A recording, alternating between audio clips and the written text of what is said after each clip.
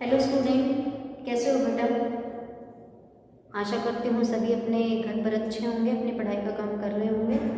चलिए बेटा, आज हम अपनी क्लास में जो आपका मैंने क्लास में चैप्टर पढ़ाया था, कहीं थोड़ा बहुत रहता है किसी सेक्शन में, तो उसको हम जब आप स्कूल में आओगे तब उसको कंप्लीट करेंगे। तो आज हम यहाँ पर जो हमारा टॉपिक था वाक्य, उस चैप्टर का अभ्यास कार्य आज हम करते हैं। ठीक है बेटा।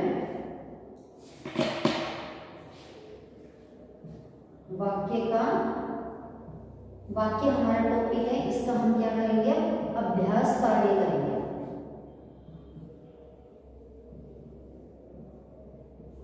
ठीक है बेटा। इसके अभ्यास कार्य में क्या है बेटा, देखिए बुक खोल लीजिए सभी अपने और इसको कंप्लीट करते जाइए। हाँ जी बेटा, देखिए वाक्य चैप्टर जो है उसका अभ्यास कार्य, उसमें फर्स्ट में क्या दिया हुआ बेटा, देखो ये देखिए पहला पेज नंबर है आपका 128, पेज नंबर 128। ओके, ये क्वेश्चन दिया हुआ है, उद्देश्य और विधेय से आप क्या समझते हैं, उदाहरण देकर बताइए। उद्देश्य और विधेय से आप क्या समझते हैं, उदाहरण देकर बताइए। ठीक है बेटा। हाँ जी, फर्स्ट का आंसर लिखिए बेटा। क्वेश्चन नंबर फर्स्ट का क्या है, ठीक है, वाक्य में जिसके बारे में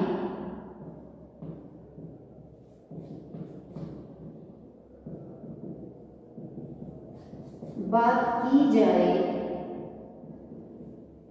वह उद्देश्य कहलाता है।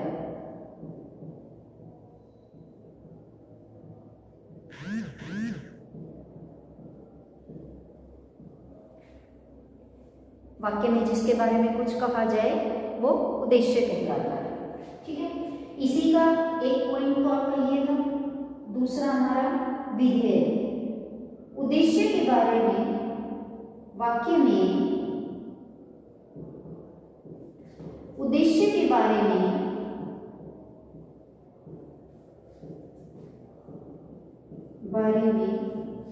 जो कुछ भी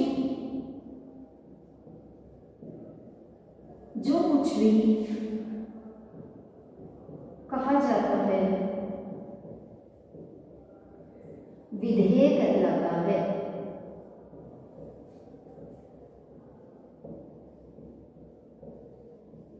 विधेय कहलाता है।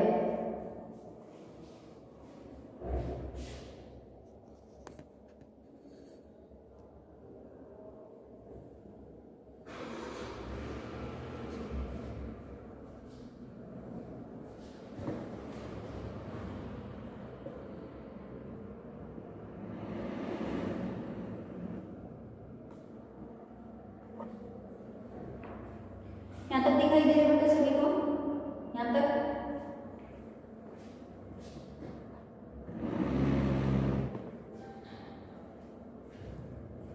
चलिए बेटा, ये आपके फर्स्ट के आंसर है ना। ठीक है, नेक्स्ट देखिए बेटा, पदक्रम किसे कहते हैं।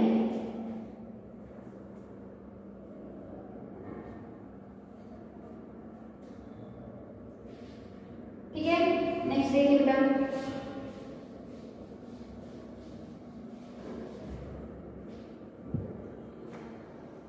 नेक्स्ट बेटा, पदक्रम किसे कहते हैं। वाक्य में प्रयुक्त पदों का व्यवस्थित क्रम, वाक्य में प्रयोग, फर्स्ट का है आंसर, वाक्य में प्रयुक्त पदों का क्रम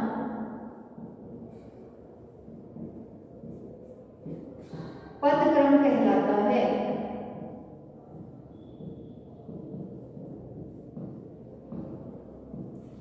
वाक्य में प्रयुक्त पदों का क्रम पदक्रम कहलाता है।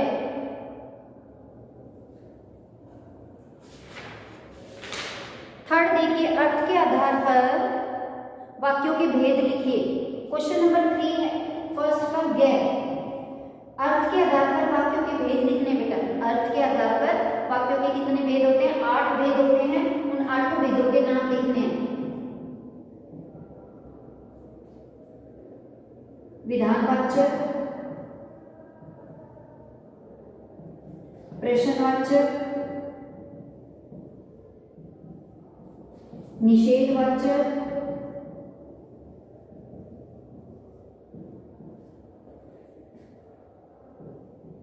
संदेहवाचक,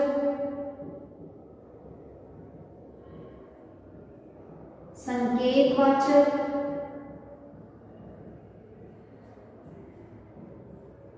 आज्ञावाचक, इच्छावाचक,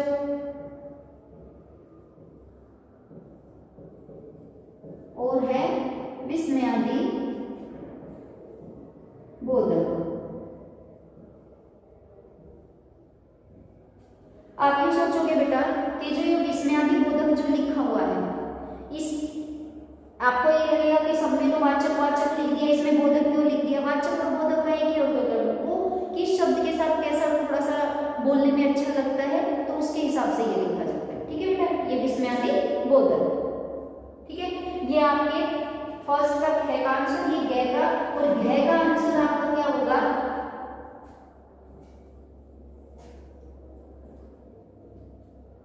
यहाँ पर मैं आपको फर्स्ट का घ का आंसर लिख रही हूँ। इसमें होते हैं बेटा 3 होते हैं। रचना के आधार पर वाक्य के भेद होते हैं। तो पहला हो जाएगा सरल वाक्य,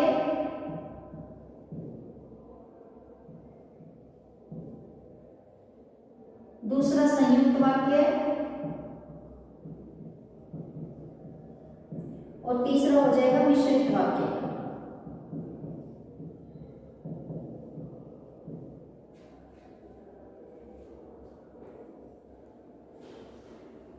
ठीक है बेटा,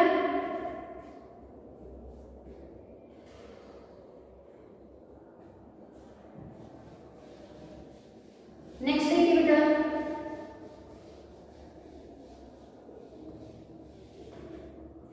आगे देखिए बेटा, क्वेश्चन नंबर 2 में क्या है बेटा? इन वाक्यों में उद्देश्य और विधेय की पहचान कीजिए। क्वेश्चन नंबर 2 का फर्स्ट पार्ट दे रखा है, रामू के काका रो पड़े। इसमें क्या है बेटा? रामू के काका, ये उद्देश्य है, इसको उद्देश्य में लिखिए। जहां पर आपको ये दिया हुआ है उद्देश्य और विधेय, आपको ये खाली जगह दी हुई है, उद्देश्य को इसमें लिखो, विधेय को इसमें लिखो। ठीक है, रामू के काका उद्देश्य, रो पड़े थे विधेय। दीपा और गोमती बाजार जा रही थी। दीपा और गोमती उद्देश्य, बाजार जा रही थी विधेय। चिड़ियों ने चहचहाना शुरू किया। चिड़ियों ने उद्देश्य, चहचहाना शुरू किया विधेय। नेक्स्ट है इसी का लास्ट, पिंजरे में कैद पक्षी पंख फरफराने लगे। पिंजरे में कैद पक्षी, यहां तक आपका उद्देश्य होगा, पंख फरफराने लगे विधेय हो जाएगा। नेक्स्ट देखिए बेटा क्वेश्चन नंबर 3। क्वेश्चन नंबर 3, इन पद क्रमों का एक एक उदाहरण दीजिए। 3 का फर्स्ट दे रखा है कर्ता और क्रिया, यानी कि पदों का क्रम है। पहले पद के अंदर पदों का क्रम, वाक्य कैसे होना चाहिए? पहले कर्ता हो फिर क्रिया हो। तो हम इसमें लिखेंगे बेटा शिखा नाची,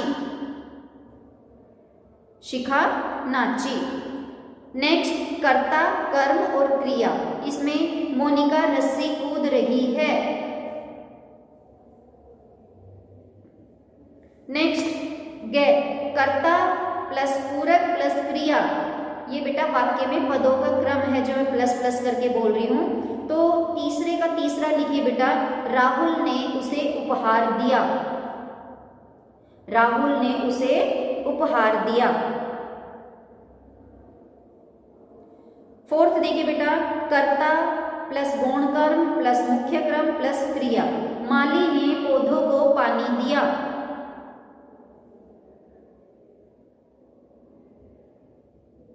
ठीक है बेटा, अब क्वेश्चन नंबर 4 की हेडिंग है बेटा, अर्थ के आधार पर वाक्यों के भेद लिखिए। पहला दे रखा है वह नाच नहीं रहा है, ये है बेटा निषेधवाचक। शायद अगला देखिए फोर्थ का ख, शायद मैं पास हो जाऊं, संदेहवाचक। ग, तुम क्यों परेशान हो रहे हो के बाद बेटा आपने क्वेश्चन मार्क लगाना है, इसमें पूर्ण विराम दिया हुआ है, आपने क्वेश्चन मार्क लगाना है, क्वेश्चन मार्क लगा के प्रश्नवाचक बन जाएगा ये। नेक्स्ट बेटा, हम सब घूमने जाएंगे, विधानवाचक। नेक्स्ट, ईश्वर सबका कल्याण करे, इच्छावाचक। नेक्स्ट, वह तुमने तो कमाल ही कर दिया, विस्मयादि बोधक। विस्मयादि बोधक। नेक्स्ट बेटा क्वेश्चन नंबर 5, इन वाक्यों की पहचान सरल वाक्य, मिश्रित वाक्य या संयुक्त वाक्य के रूप में कीजिए। इसका मतलब ये है बेटा, हमने जो वाक्य लिखे हुए हैं उनको रचना के आधार पर उनकी पहचान करनी है। ठीक है, पहला, 5वें का पहला, उनके कहने पर मैं लौट आया, संयुक्त वाक्य। रीमा ने मां को देखा और रो पड़ी, संयुक्त वाक्य। ये जारे लिखा हुआ है बेटा, जारे नहीं है, ये जोर आएगा, ये जोर की आंधी आई और पेड़ धराशायी हो गया, ये भी संयुक्त वाक्य। नेक्स्ट, छात्रगण जंगल में गए क्योंकि उन्हें पिकनिक मनाना था, मिश्रित वाक्य। क्या है बेटा ये? मिश्रित वाक्य। क्वेश्चन नंबर 5 आपका कंप्लीट हो गया। क्वेश्चन नंबर 6, सही उत्तर चुनिए। क्वेश्चन दिया हुआ है, तुम धूर्त दिखते हो, इस वाक्य का पदक्रम इस प्रकार है। इसका आंसर होगा बेटा कर्ता प्लस पूरक प्लस क्रिया। ठीक है, ख देखिए, जिस वाक्य में दो दो कर्म आए हों उनमें पदक्रम इस प्रकार होगा, तो इसका आंसर होगा बेटा कर्ता, गौण कर्म, मुख्य कर्म और क्रिया। नेक्स्ट देखिए क्वेश्चन है, यह संदेहवाचक वाक्य का उदाहरण है, शायद आप गाना गाएं। लास्ट देखिए बेटा, यह संयुक्त वाक्य का उदाहरण है, इसका आंसर होगा बेटा आज छुट्टी थी इसलिए मैं स्कूल नहीं गया। ठीक है बेटा, ये आपका वाक्य वाला जो आपका चैप्टर था उसकी एक्सरसाइज मैंने कंप्लीट कर दी है। तो आप सभी बेटा अच्छे से इस चैप्टर को रिवाइज कीजिए। अगली क्लास में हम आपसे नए काम के साथ मिलते हैं। तब तक के लिए बाय। और अपने जो है पढ़ाई अच्छे से कीजिए बेटा, और अपने पेरेंट्स का कहना भी मानिए, छुट्टी में उनको परेशान मत कीजिए। ठीक है बेटा, बाय।